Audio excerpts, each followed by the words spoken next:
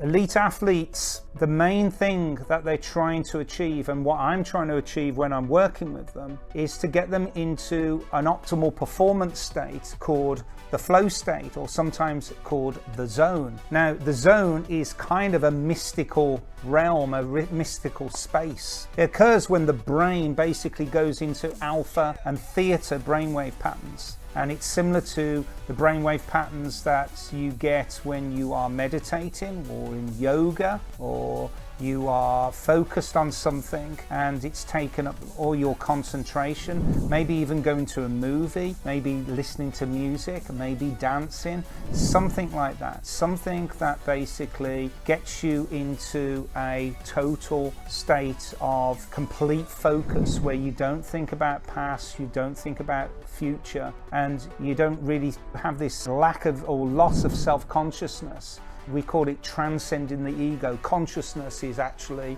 the ego that we all have inside us, and how big our egos are depends upon the individual. But basically, when you transcend the ego, something amazing happens, especially in elite sports. What happens is that everything kind of shuts down. They no longer are really consciously thinking. It's a bit like when you go to sleep. They're in that realm where you are kind of daydreaming, and that's where a level of creativity takes place. We call it the quantum side of the mind, because you're allowing the unconscious take control, and many contemporary scientists believe that the unconscious mind works very much like a quantum computer, and this is where the magic happens, and people perform extraordinary in that realm, that unconscious mental realm. It's interesting when they interview people who have achieved greatness in their sport, or the scientists are interviewed about how they got their creativity, how they got their ideas that have changed the future. Often they will say, in fact they will always say, it occurred when they were in this unconscious state. So flow states are extremely important, and you can actually trigger flow states by activating certain emotions, optimism and confidence. So positive emotions trigger flow states, and also if you have a goal, if you are actually focused on something that's challenging.